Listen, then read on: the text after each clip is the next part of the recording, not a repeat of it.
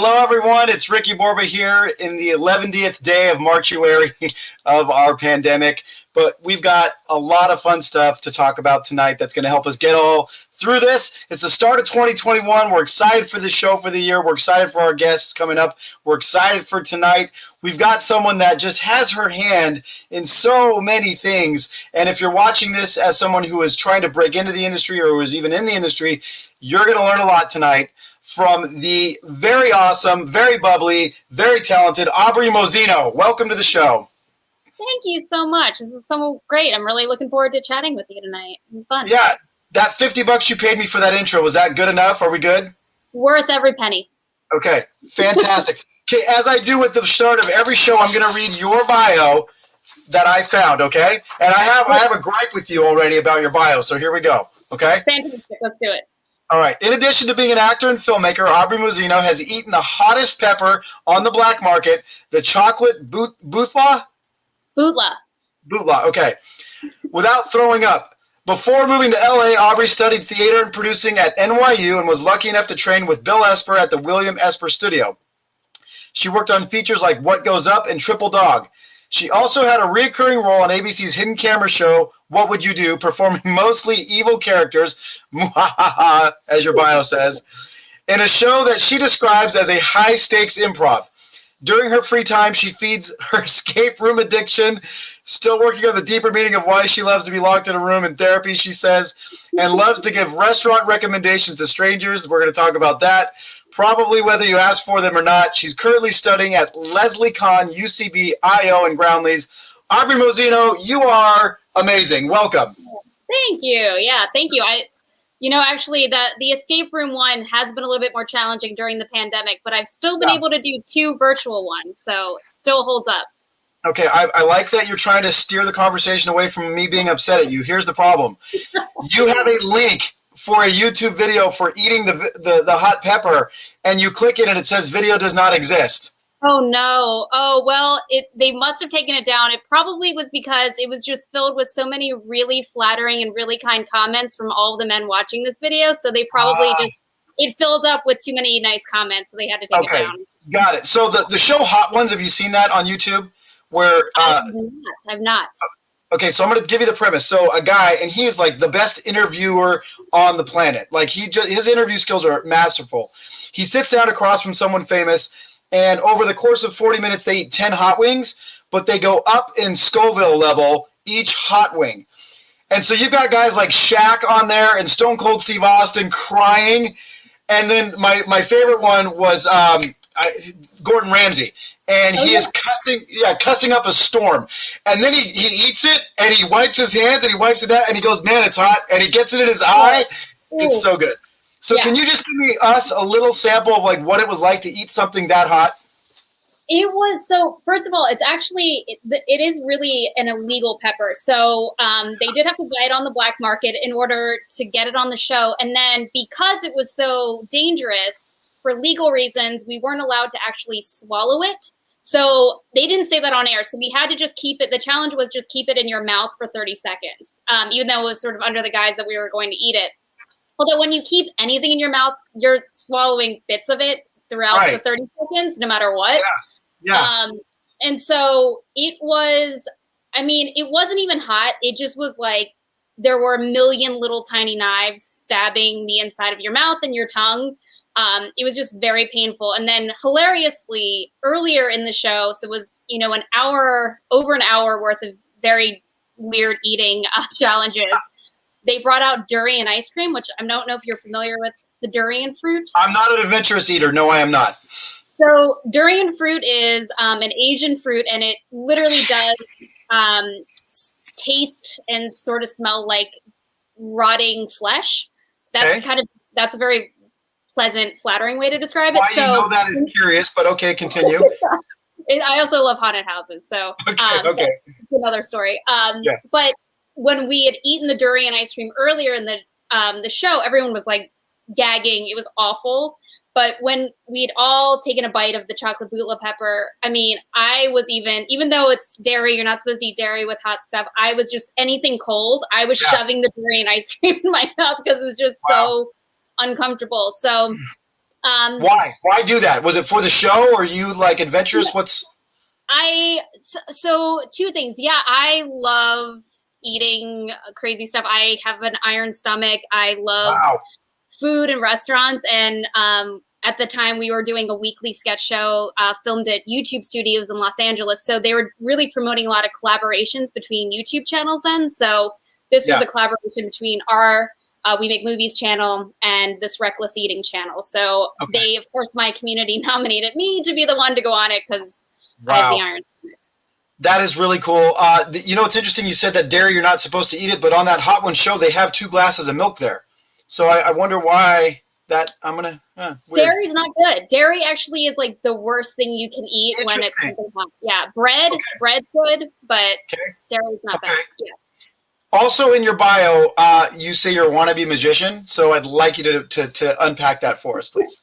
So I've always been very fascinated and just in love with magicians and magic. And when I moved to Los Angeles, of course, the pinnacle place for magic fans is the Magic Castle in Los Angeles. So I was lucky enough to become an associate member there, which just basically means you're a big nerdy magic fan. It means you have no magic skills whatsoever. You're not a magician member. You're just a big nerd like me who just wants to go and watch magic all the time. So I've never been a member of a country club, but this is as close as I would get because it was all my people. And it's a really, truly unique, if you've never been, I still think it's the coolest place in Los Angeles. In my mind's eye, you're like on a Segway like Job from Arrested Development, like magic out of your things. You're talking about the Magic Guild at all times. You know, it's really funny you say that because I actually saw him at the Magic Castle one night. So, like, he's a true magic man. They must have either, I don't know which came first, the role or his, like, fascination, but he has a membership as well. So that's very funny that you would bring that up. So we're talking about Arrested Development. If you have not seen that show, watch it. It is, first 3 seasons are impeccable. The Netflix seasons, not so much. Yeah, I agree. I do want to give you a compliment because in doing my research for guests when I interview them, I go on their social media platforms and inevitably everyone has like 19 of them. You are the first one in my years, I've been doing this for years, not this show, but interviewing people for years, that has all of your social media as current. All of it. Wow. Is that true? So like, I mean, you know, January 24th was, I consider that current. It's not like March of 2014 kind of a thing. Yeah. So good job. Good job. Thank you. Yeah. I'll take it. In doing my research, also, I have a question for you. Which Aubrey do you prefer? Do you prefer glasses Aubrey in your photos or non-glasses Aubrey? So I'll give you the real secret is I actually have perfect vision. And so the glasses are just totally a character choice. But ever since I was 5 years old, I'm not even kidding, I always wanted glasses. And I would try and fake my eye exams to like lie to have poor vision to get glasses. And wow. Yeah, I know it's weird. That's another one I'll have to bring up in therapy. But my parents, one year, I think I was like probably 7 or 8. All I wanted for Christmas was a pair of glasses. And so they actually went and bought me a pair of like kids glasses that just like clear lenses. So I also want to take responsibility for coming up with the hipster glasses. I'll give it to you. I will allow it. I will allow it. Yeah. No, you got, that's all you. I meant to say at the very top of this whole thing of bringing you in that you have the best headshots by far. Do you have the same photographer, like different one, but your headshots are so good. Thank you. I've typically used David Mueller, but I've also shot with Joanna DeGeneres in LA, and then probably you haven't seen my New York ones. They're a little bit older, but I had great photographers in New York too. But yeah, those 2 are my go-to in Los Angeles. And the reason I bring that up is because as a film director and as someone who's a casting director, it is so important to have a good headshot. Let's talk about some no-nos. Black and white, nope, don't do it anymore, please, God, no. And then don't look different, weight-wise, haircut-wise, piercings, tattoo-wise, if you're going to walk into an audition from your headshot, right? Like, go ahead and talk about that a little bit, how important that is. Oh, it's majorly important. I've done casting not only for projects that I produce, but we run a writers workshop once or twice a month, and I did the casting for that for many years. And so most of the people that we cast were new to me, and so they were submitting links or headshots or reels via the internet. And so I didn't know these people in person, so I really had to go off what they were sending. And I cannot tell you not only how important it is for you to look like your headshot, but just to have one in general, or just have an ability to send one digitally. Like, it's just so, it's your calling card, it's your business card as a performer. Having the ability to have ones that fit the different, the wheelhouses, your like bullseyes for the characters that you play are really important. It's great to have like a generic, really pleasant commercial and theatrical shot, but if you know that you play the serial killer, you should have a headshot that shows that. Absolutely. And I understand and I appreciate that not every person who is a part of Casting Calls America, there's faith-based casting, there's Casting Calls Ohio. I appreciate that everybody's not at the same level of wanting to break into the industry, but I will tell you this. When I've cast projects through Casting Calls America, if your headshot is of you on a bike in the middle of the road riding and it's a selfie, I don't care what your credits are. I'm not looking at it. Like, I need to see at least that you sat down and had somebody take a picture of you. Don't send me the boat picture from July 4th, 2019 as your headshot. Just no. Mm-mm. Of course not. I mean, there is a bit of a commitment and a barrier to entry, I think, that should exist to be an artist, or whether that's a filmmaker, an actor, director, writer, producer, whatever it is. And, one of those for actors is like, you can't get around needing and having a professional quality headshot.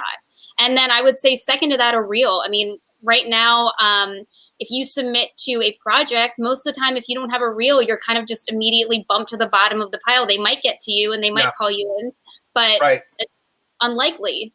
So it's just a requirement, part of the deal. Yep. Okay. So in going back, in 2008, according to IMDb, is your first film credit when you must have been like 9 years old. I mean, this is like, you're welcome. I'm curious, what, I always ask this question of actors on this show, what was it for you that you're like, that's it? So I had an amazing one. I was really lucky. My first big film project was a feature film that was ultimately called What Goes Up. And it shot up in Vancouver, Canada. And it was just basically 3 weeks of the coolest, nerdy, artistic summer camp vibe.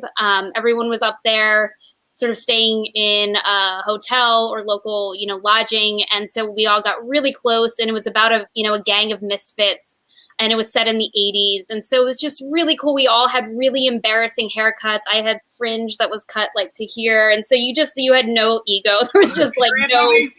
Like an 80s thing or 90s thing, or was it current day? Yeah, it was based around the Challenger explosion. So it was fictional, but it sort of was based around that sort of event, but it was with fictional characters. You were describing, I was thinking Wet Hot American Summer, but that is not the vibe of a Challenger disaster movie at all. It was basically the nerd version of that. So all the geeks around that age, that's the movie that I was in. But it was fantastic. And I learned more. I mean, I hate to say this, but I don't. In those 3 weeks on set than I did in my 4 years at NYU, not just about acting, but about the business, about, what it's like to be a practical actor, not just an actor in your safe little bubble in a classroom when you get to do your repetition exercises. And it was a real amazing, amazing experience that it's still the highlight for me. Sorry, not sorry. I totally agree with you. I'm all for going and getting your education if you want, but I'm telling you, there is stuff you will never learn in film school until you walk on a set and experience. I talked about it a few weeks ago. I forget with who on the show, but like actors' temperaments is a huge one. Like they cannot teach that in school. So you've got egomaniac here and egomaniac here, and they're in a scene together, but they don't want to talk to each other off camera. And like, as a director, who I'm a very people-oriented person, I have to finesse that, and so I'm all about it. Like, go get your education. Please do. Yes, absolutely. But also, you're going to learn a lot of things on set that you're not going to learn. And probably vice versa is true as well. But no. So what was it that, like, you wanted to go to Vancouver? Did you see a commercial? Did you, like, watch a set film one day? Or what happened? No, I just got really lucky. I happen to have representation, which is a big no-no while you're at NYU. You're not supposed to be auditioning professionally while you're studying, which I have a lot to say about that. But I was breaking the rules, and I got really lucky that this role came up. I auditioned for it. I sent in a tape, and I booked it. And so it originally, I think, was going to be shooting on the East Coast, and then during that time, especially. Canada was offering some amazing tax breaks, so the production moved up north. And fortunately, I was one of the people that was still able to stay attached to it when it made the jump. And so it was just really cool to be able to go up there. And I fell in love with the city. Talk about amazing food scene. Oh gosh, yeah, food's great there. Well, you put somewhere, don't call me the F word, and you put foodie. So I was not going to do it, but you brought it up. Yeah. So. Yeah. I have a weird sort of aversion to the word foodie. I call myself. I do too. I hate it. Yeah, it just sounds obnoxious, and I don't know. I love food. I appreciate food, but I also am not a good cook, unfortunately. And so I have really, I guess, my standards are so high that I don't love my own cooking. So I feel like foodies tend to be people that cook their own meals as well, and. I'm learning a lot more during the pandemic, but there's a few words and phrases that are like that for me. Foodie's one of them, but one I cannot stand is play date. When my kids come home and they're like, I'm like, no, you just tell me you want to go play with Mark. Okay. I don't want to call it a play date. We don't need to put it in the calendar. I want to go to my friend's house. So please knock it off. It drives me crazy. Yeah. Okay. So you're 2008, you do that.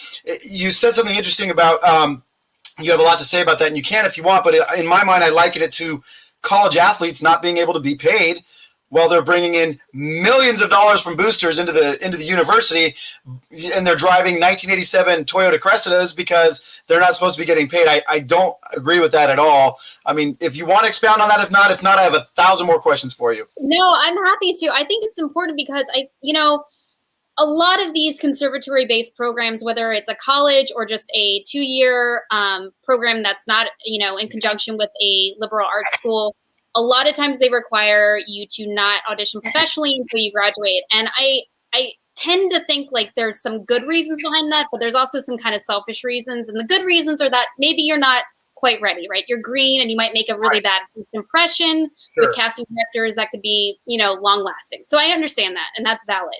But I also do think like, this industry, whether we like it or not, is one that loves youth and loves young people, and there are a lot more young roles. And so when you kind of take yourself out of the game for that long and you don't sort of get yourself opportunities that might be really, perfect for you, I think it's a little bit of a missed opportunity, especially for, when you are literally going to school in a city like New York or LA or Chicago or anywhere that has a film presence, to not be able to get that professional experience while you're there kind of seems like a missed opportunity to me. And also I kind of wonder if they don't want people to get really successful and not continue their college experience.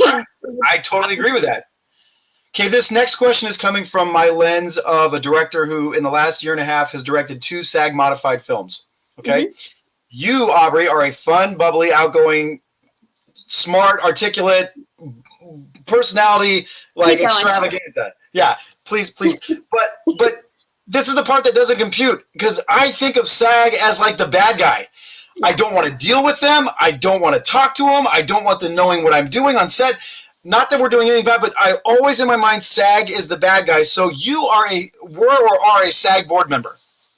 I am a former LA local board member, but I still serve on a lot of committees, both local and national committees at the union. A lot of my volunteer time is dedicated to union-related activities, and I hear you.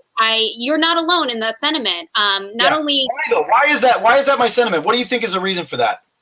Because there's a lot of different reasons. I know that oftentimes it feels as if SAG-AFTRA is not very friendly to independent producers. They make it really challenging with paperwork and different bonds that you might have to put up for certain low-budget feature films. Yeah. And also there's just the, requirements of, if you are hiring SAG talent, then you need to be able to make sure that you're not going over for meal penalties. You're making sure that you're abiding by regulations that sometimes seem a little bit hard, especially when you're working on a really tight budget, right? Yeah. It's easier if you have millions of dollars and you can afford it, but on the independent projects, it's a little bit tougher. So I get it. And that is 100% one of the reasons why I felt, as a performer and a producer, I wanted to get involved to try and help bridge the gap and try to keep my actor hat on sometimes, keep my producer hat on, and try to see where I can help to make some improvements. And, we look at that building. I don't know if if you've ever driven past it in Los Angeles on Wilshire Boulevard. It's a really tall, intimidating, very corporate looking building. And it's not necessarily the most sexy or artistic or fun, approachable building. And, a lot of that has to do with federal labor regulations that they can't get around. And so a lot of the work that I do, especially with this amazing committee called Next Gen Performers, which is dedicated specifically to getting the 18 to 30 to plays 35, as we say, demographic more engaged, involved, and educated about what the union does. And I've been really thrilled to see how many people, especially in that demographic, have been like, oh my gosh, I didn't know that SAG-AFTRA could help me with this, or I didn't know these protections or these perks or these discounts or whatever it is. And now they've just released this really amazing, streamlined, low budget contract for member producers, specifically called the micro budget agreement, which basically means any project under $20,000, you can kind of just basically do a title type registration, and you don't need to do as much of the extraneous paperwork. So they're trying, they're learning, they're listening to members and getting that feedback, but there's still some improvement for sure. I'm happy to be the first one to admit that. Yeah. Well, it's funny you mentioned the meal penalties, because on my film, Hope for the Holidays, those meal penalties were more than the actors made for their day roles. And that blew my mind.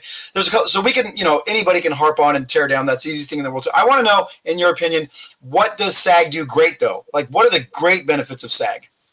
Residuals. So 100%. So if you've ever booked a commercial or booked a series that you had a guest star or a co-star line on, and you've ever, realized, oh my gosh, I'm not going to be able to physically myself track every time that episode airs or every time that commercial airs, or is it only airing during the times they're saying? So SAG-AFTRA does an amazing, amazing job collecting residuals for performers, which is really our lifeline to keep us afloat in between gigs, right? So like the fun part is booking the job, getting on set, getting that paycheck, obviously great. But in between, those residuals are really what keeps actors afloat. And so without SAG-AFTRA tracking those down and making sure that performers are, paid appropriately for the work that they're doing, I don't know how we could really survive. And I would say the second thing that is really essential is safety. Safety on set is just, if you feel unsafe, whether that's stunts or, some amazing, they just institute some amazing sexual harassment protections on set. There's always a number. There's always someone you can call. Now, probably. I would imagine COVID compliance is probably so. There are really good benefits for SAG, and one of the things that I did appreciate about SAG is that if I was on the set working with the SAG actor, I knew they'd been vetted. I knew that they were going to show up to the set prepared, because SAG absolutely does their homework. They're not just going to let Sally actor come and be a SAG member. So I really appreciated that about SAG. So look, there's good and there's bad always with everything. There's good and there's bad about this show. There's good and bad about my carpet. I get that, but as a guy who's done 2 SAG modified films, it was just so hard. But it also taught me a lot. There's silver lining in it, because I did learn a lot. So that was good. So that led to WeMakeMovies.org kind of. And a little bit, or yes, no? It was sort of simultaneous. When I moved from New York to Los Angeles, in New York, I was part of a theater group there that was sort of my community. It was my artistic outlet. It was my professional outlet. It was everything. And so when I moved to LA, I didn't really know anyone at all.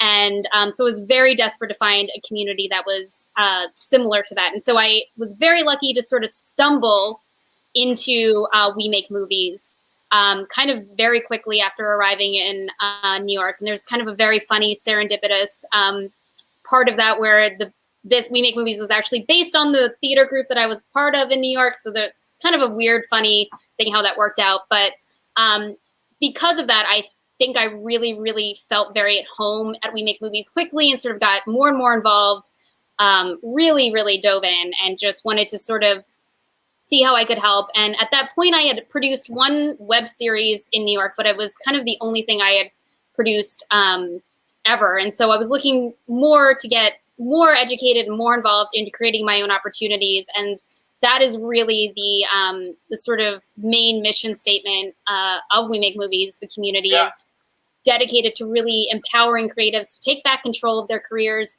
give them the resources or the education or the tools that they need to sort of tell their stories, or make the movies that they want to see. It's so good, Aubrey. I mean, one of the things I love about that, and I've been saying for years, is that we have the technology in our hands now. Steven Soderbergh is shooting his feature film on an iPhone 12 right now. Yep. You and I talked in the green room before about excuses and waiting around, and you have no excuse now. If you want to be a filmmaker, this has adequate audio, adequate lighting, cameras are great. Go out and do it. So I would like to ask you to unpack that a little bit more. WeMakeMovies.org. Unpack it a little bit more. How is it helping right now during the pandemic? Because I did a little bit of research on that. That's a big thing. Oh, 100%. I mean, right now actors are, expected to shoot their own self-tapes, oftentimes alone, right? Without, if you're social distancing, you're living alone, you don't even have anyone there to operate camera. And so it can be really challenging, especially if you're used to, going in person to audition, or, going to a self-tape place and paying someone to do this for you. So putting this on the actor all of a sudden, as sort of a full-time expectation is a big jump, I think, for a lot of people. And obviously, if you've never produced anything or shot anything before, it can be really intimidating, right? To be like, all right, I don't know the first thing about how to operate a camera, or what is proper lighting, what is proper, how do I get audio that's going to look good? How do I edit this together when they need me to do a wide slate and then punch in and all of this stuff? So for me, what I love about smartphone filmmaking is it's a camera that you literally already have in your pocket, so you shouldn't be as intimidated.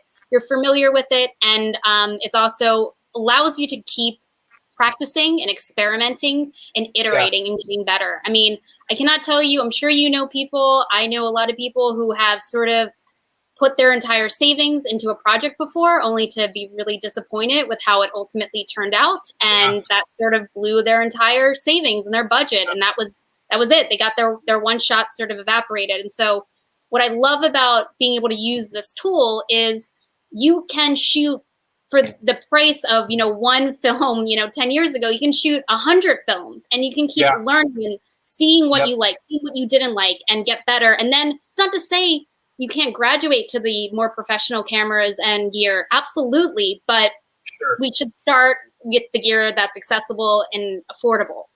I love it. Now, this question sounds like a setup, like, oh, you guys didn't. This is 100% true. Happened to me today. So I'm going to ask you, I got an email from somebody I've never met. They said, hey, I watched your film. I found a newspaper article. I found your email address. I am wanting to break into this industry. I don't know the first step. So if they go to WeMakeMovies.org, are they going to get a couple first steps there? Yeah, absolutely. So we have a free membership that anyone can join, and we have weekly live events that are open to everyone, where we read new works and give feedback to writers. We have performance night for actors where they can showcase their talents. We have test screening nights where you can bring in a rough edit of your latest project. And then in addition to sort of the live components, we have a library of on-demand courses. So whether that's, these smartphone studios, we like to call them, tutorials on how to shoot with your phone and edit in Final Cut. But we also have tutorials on how to market yourself on social media as a performer, the best practices for that. So we have a lot of different resources. And then sort of our secret sauce at We Make Movies, as we like to call it, is our community. We have the most amazing, supportive, dynamic community, I think, that's out there. And, once you become a part of it, you can really rely on the community to help you out, whether you're looking for, a garage to shoot in on a weekend, or you're looking for a producer or director or someone that has gear that you can borrow. So it's kind of a one-stop shop. If you don't follow Aubrey on her 19 social media platforms, you should, because she's constantly promoting this stuff. And it is, I hate when people use this word, but it is true. It is invaluable. The stuff you're teaching, the things you're telling people how to do, the community, you can't get that anywhere. And also, if I read correctly, you personally finance up to $1 million every new person who signs up. If you sign up for We Make Movies, you personally give $1 million. So you can't beat that. Yeah. The next 0.5 person will be qualified, so it's great. There you go. Okay, so from WeMakeMovies.org, we are now going to play the trailer for Earth Project, and then we'll talk about that. Sounds good.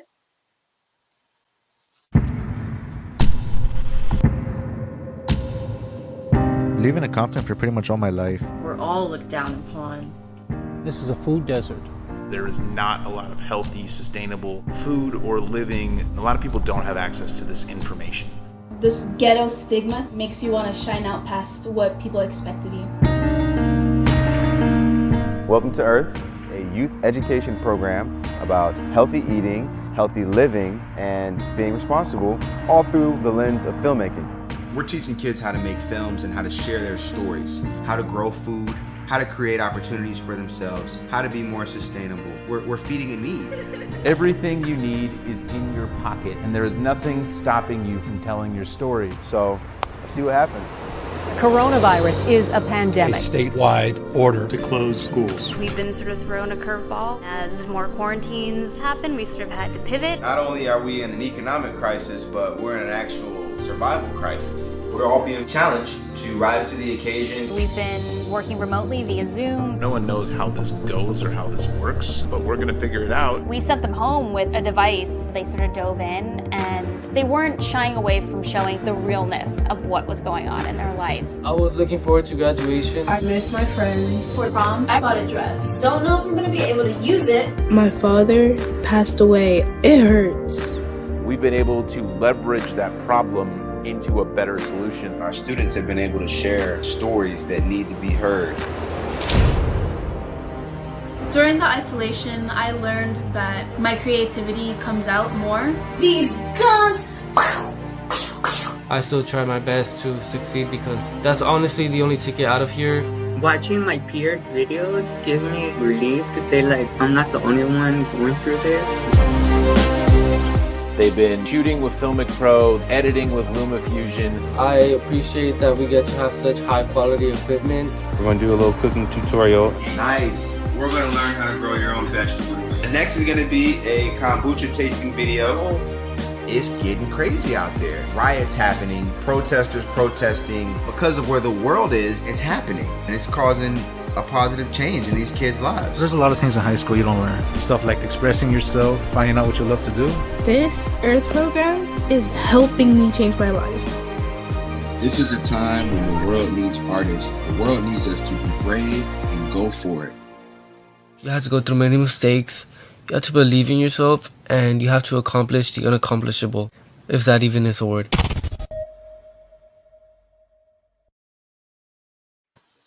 Bravo, Aubrey. Bravo. That touches my heart on many levels. I don't know you at all, but this is weird to say. I'm very proud of you for doing that because not everybody can do it. It's fantastic. I love that you're a part of this project, that you're doing it. A couple questions. Number one, do I recognize that plaid shirt that you're wearing right now? Was that in the B-roll when you were sitting with your fiance? Smart. Yes. Yeah. You know, also, it works. Keep it. Oh, kombucha. Yeah, hey, it works. It works. Oh my gosh. So for like 2 years, I've been drinking kombucha. I'm like, as soon as I saw that video, I'm like, I texted my daughter right now. I'm like, go to the fridge garage and get me a kombucha because I love it. It's curbed my soda appetite. Like, no, it's so good.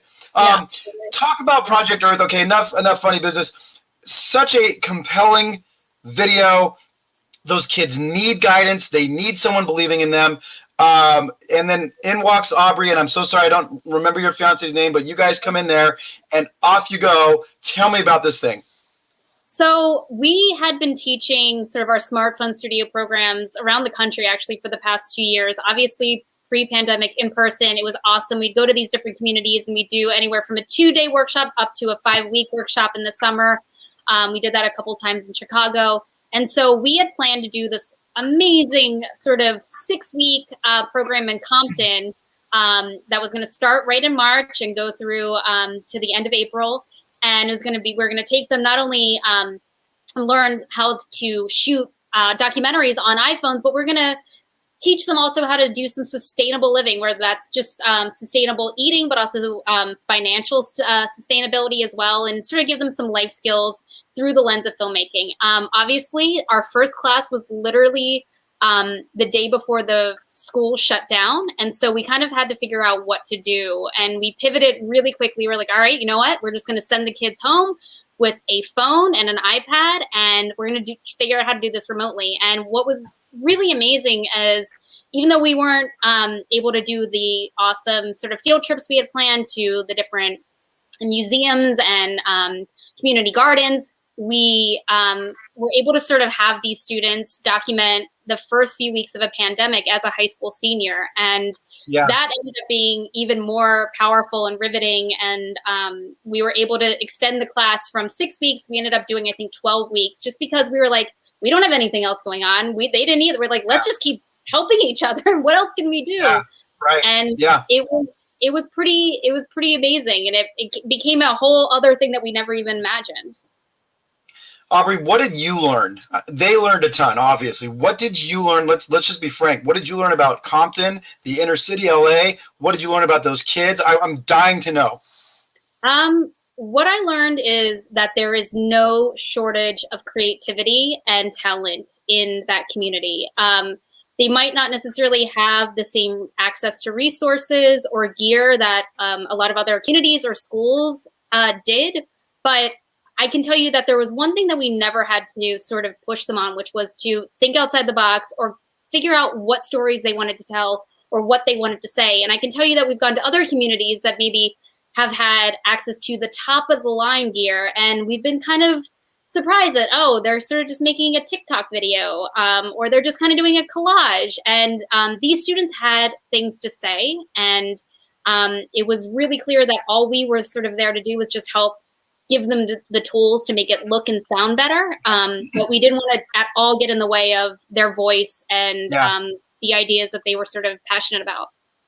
On a level of 1 to 10, 1 being not at all, 10 being completely blown away, how impressed were you by the final product that these kids put out? 10. And we not only were just so impressed, but we actually got them a paid job as a content creator. So they got their first paid gig during that program. Yeah, they made tutorials for an app and they got a paycheck. And I mean, and these were students that had never shot or edited anything before, and they were walking out, you know, with a gig under their belt. That is amazing. So what is currently going on with Earth Project? Is it going to be something that's going to continue? Is it a one and done? What's currently happening? How do people find out about it? Give me the deets. So we did 2 programs over the summer in Chicago remotely as well with the Earth program. And then we had an amazing time. We did a program with 4 different Native American communities simultaneously in 3 different time zones, which was really interesting in the fall. And so we did that, and that wrapped up amazingly. And we were sort of helping some of these communities document their language. It's the only time some of their communities had their language on film at any time, or since a very, very long time. So that was a really powerful, you know, amazing experience to go through. And then actually right now we're working with a group of seniors in the Bronx, sort of just diving in there. So absolutely still going on. You can find out more information about the program right on our website, wemakemovies.org/smartphone studio. And we hope to keep bringing it to other communities. Perfect segue. The next thing I had on my list was smartphone studio. But before that, people are like, Earth, what is it? E, capital A, capital R, capital T, H. It's art, but Earth. And it's beautiful. It's brilliant. I love it. Okay. So now we're going to talk about smartphone studio. Brilliant idea. Again, we've got these devices that we talked about earlier. You guys are, and I was a waiter in the 90s, and I was always told, don't say you guys if you're talking to a girl. But you guys are doing something really cool. You're providing everything in a one-stop shop that you're like, hey, if you want to give this a shot, here are the tools. Here's something you can purchase, and off you go. So tell me all about Smartphone Studios. So, it's kind of a funny story. A couple years, or gosh, I guess now almost 4 years ago, we did a short film challenge with Apple, actually, where we were one of the 3 different groups that got to make a short film using a Red camera. So very different sort of scenario. Nice. And it was amazing. And it went really well. And so I think from that experience, Apple sort of was like, oh, these people sort of know what they're doing. And this opportunity came up to go to Chicago to kind of teach a program over the summer on shooting high quality content using your iPhone. And they kind of came to us and like, do you want to do this? And we were like, we don't know anything about this. We only know how to use big fancy cameras, but we'll figure it out. So the first year we went there and we just sort of learned along with the students, like, hey, we just documented like, what gear do you like? What gear didn't work as well? What tripods do you like? What microphones work? And after that sort of summer, I kind of developed this curriculum of sort of the best practices, the best gear that's affordable and accessible. And we kind of took that and brought it to a bunch of different communities. We've taught people as young as, second graders up to, we did a workshop for the seniors in SAG-AFTRA, so all ages. Wow. And then we sort of realized that people keep asking us for gear recommendations. So we just decided to put together a kit. We have 4 different packages depending on if you're an actor looking for a self-tape kit, or a work from home professional, or someone who wants to go and shoot a short film or a feature film. We have one that includes a gimbal. So we just figured this was easier, and it's a, all in one package. So you don't have to hunt down the different individual pieces. And we shot a bunch of tutorials. So now we have videos that we can send people. So if we can't get there in person, we can send them some links to start practicing.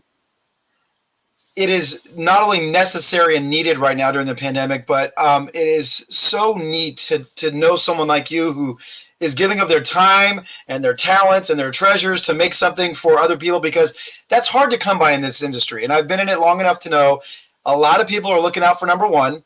And then you find somebody like Aubrey and a lot of people we've had on this show, frankly, and they're like, no, I want to give back. And it may have been Bex in the green room like weeks ago, but we were talking about like, as you come up and you start to get projects, and I'm talking about myself and probably you with your acting projects, I want to bring people with me. I want to reach down and I want to bring 3 or 4 or 5 people that have shown themselves as good friends and not friends, but coworkers, things like that, and bring them along. And you're doing that. You're providing, I mean, the inner city, I used to travel the country setting up a show where athletes would go in to high schools and talk about following your dreams and not giving up. So they'd bring in these famous athletes, and I would set up the gear and I'd run the show and do all the lights and the sounds and stuff like that. And like you just said, there is so much talent. I mean, we'll just be honest. I think the world thinks of these places, these inner cities, of like, just skip over it. Just don't even. So my most rewarding experience, not that you asked, was about 4 years ago. Instead of going to a high school, we went to a juvenile prison in Atlanta, Georgia. Wow. And hands down, that was the most appreciative, thankful, talented group of kids I've ever had the pleasure of working with. Blew my mind how the stuff they thought of. And so I'm just telling you as a PSA from Aubrey and I, these kids, they have talent. They have the ideas and thoughts, and just because they live where they live or they've done what they've done, don't write them off. Everybody deserves second, third, and fourth, and fifth chances, and I'm going to get off my soapbox, but I'm telling you, these kids are awesome, and thank you for doing that, Aubrey. Oh, please. I'm sort of the one that I feel like gets the most out of it, because I learned so much. Yeah, no, for sure. Okay, so to segue from all of the see Joe, magician there. Oh, segue. Very nice, very nice. Thank you. You're not just a producer and a SAG cop. You are also an actress. And so we have your reel we're going to play. We're going to talk about that. Okay. Ready? I am ready. Okay. Open them. I'm sorry. I should have known that you'd find something wrong with it. There's a man. You wouldn't just accept it as a gesture. No, I can totally accept it like that. Except there's a man. No, but you can you? I don't think I'm being unreasonable. You just can. It's not like you give such great gifts yourself there, pal. What can I say? Sometimes I do need a reminder to smile. He's got reading glasses older than her. No, hey.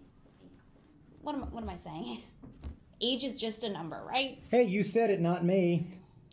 But, won't we lose Hugh Grant as her son? You mean Hugh Jackman? Potato, she's still too young to be their mother. You have a flip phone? Seems kind of extreme. Rude. Oh, well, your overpriced piece of junk's doing us a whole lot of good. Oh, well then please save us with your tiny dinosaur. Fun. But I have a date with my boyfriend. Boyfriend? Yeah, my new boyfriend that I got. Wednesday. I need a job. Lexi, baby, you trying to move up in the world?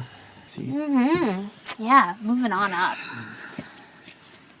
Got a delivery to make in Wakesville. Wakesville.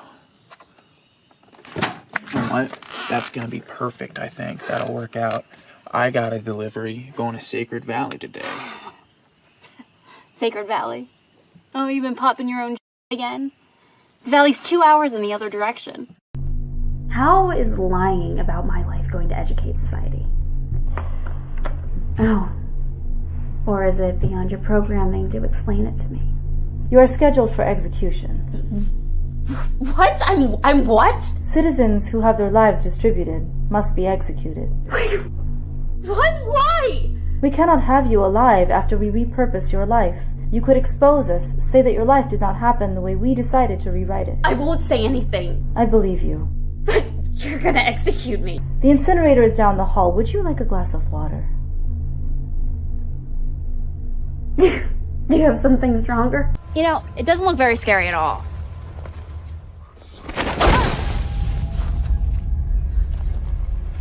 Dad, someone just grabbed me. Stop messing around.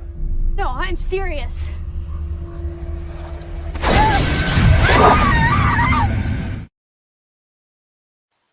Wow, nicely done, Aubrey.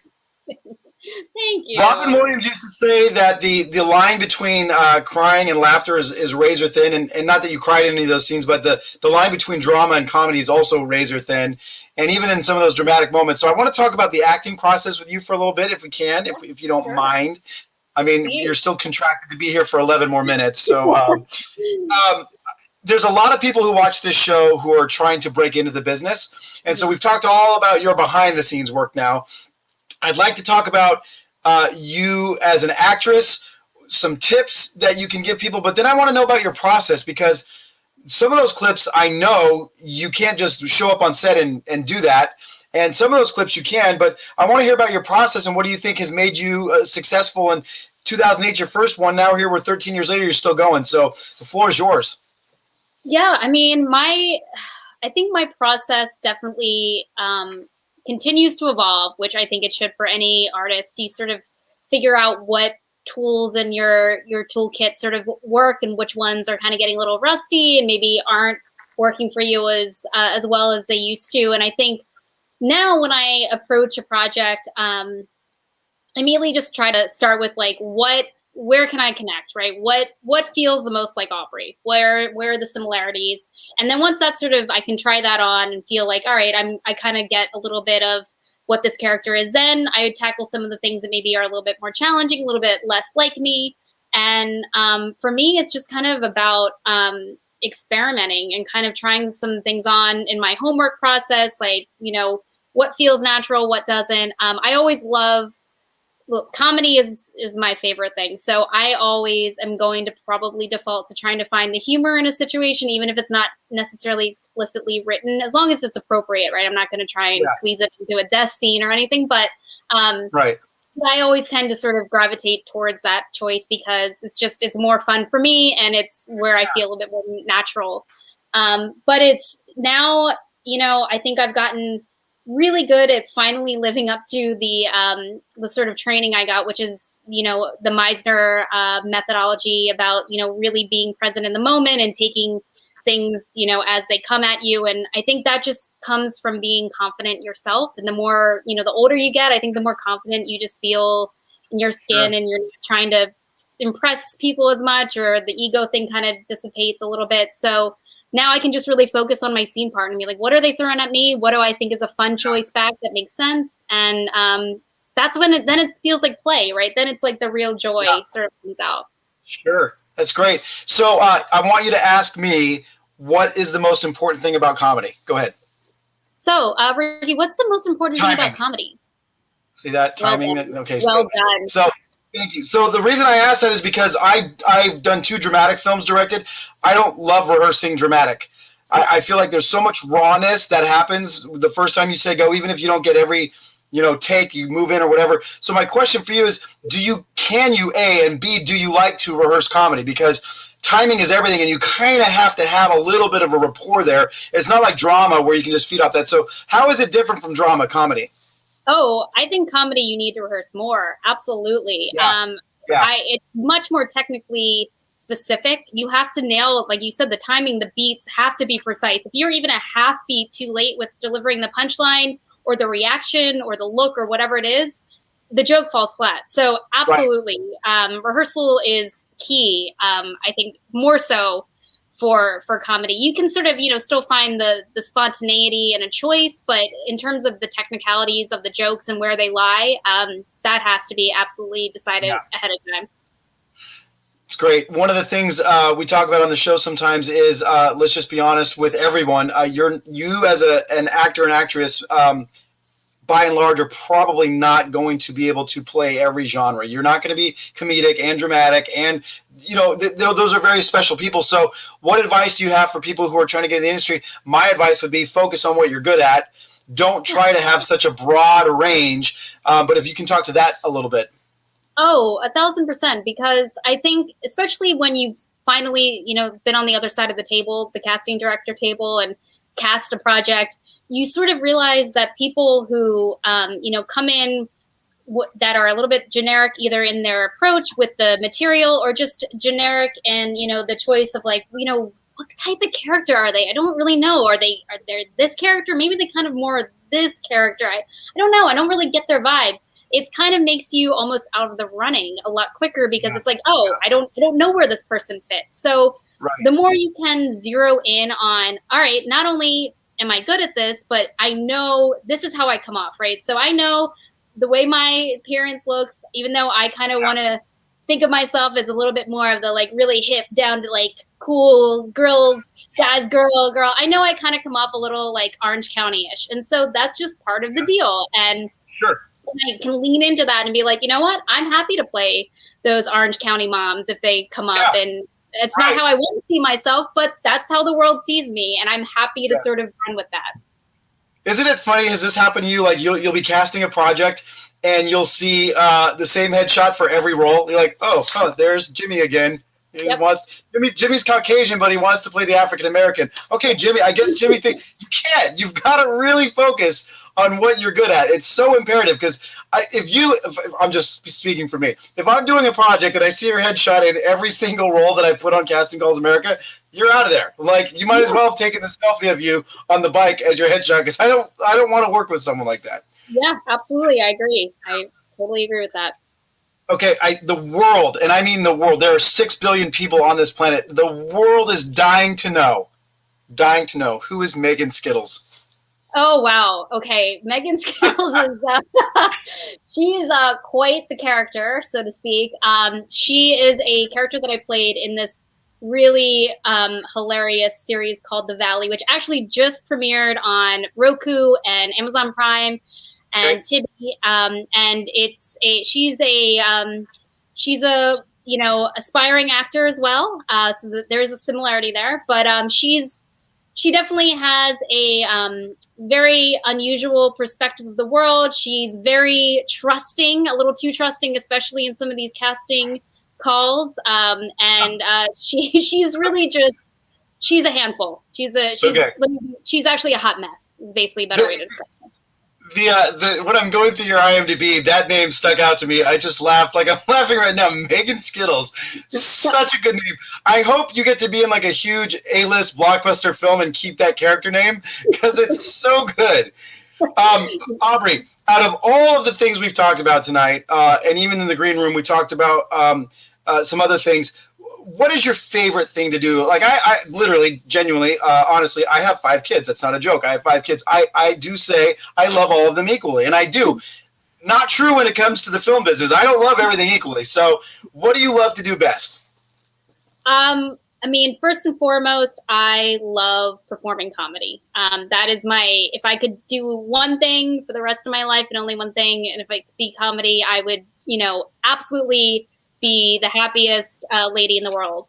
Obviously, that's always hard. That's why, I'm a producer second to create those opportunities for me. But there is a real, absolute joy and thrill that comes from making someone laugh, in my opinion. And I kind of got bitten by that bug when I was real young, playing Daddy Warbucks in a play. I went to an all-girls school, so it's not. I was gonna ask. It's not that weird of a casting choice, but not the last time I wore a bald cap. So just kind of a thing for me. But and I, honestly, the first time I heard an audience laugh, I was like, "What? Yep. What is this?" I get it. I love it. I love it. I've got to I've got to keep my ego in check at times, and I think one of my favorite things on earth is making because I've done films with Oscar nominated people and Golden Globe. Making famous people laugh, I love it. I'm like, oh my gosh, I just made so and so laugh. That is a little feather in my cap. Okay, we have one more thing to bottle that up and just drink it. Right? Yeah, exactly. Okay, so we have one more thing to talk about. I need explanation on this. I wouldn't be doing my job as an interviewer. It's probably going to rattle you a bit, ruffle your feathers. Bex, please show the picture. This is your first ever Instagram post. It has no exposition. It's literally a picture of what I think are muscles that disgust me. I need you to talk about this. So they're oysters, and they're oysters from Key West, which are the best. In my opinion, Gulf oysters are the best. They're usually the largest, and every day in Key West during happy hour, instead of drinking, I would get a plate of oysters for 50 cents a piece, and they're my favorite thing in the world. So that was like $4 worth of oysters right there, I think. Exactly, which is like $4,000 in Los Angeles. So right. They're my favorite things. Can I just respectfully ask you, maybe go put a caption on that photo so that people like me aren't up till 4 a.m. trying to figure out if this is some sort of is this a secret message she's trying, the world is her oyster, what, even though I thought they were mussels, Now I'm tempted to just leave it. If if the fact that you want to just decode the message, that's right up my alley.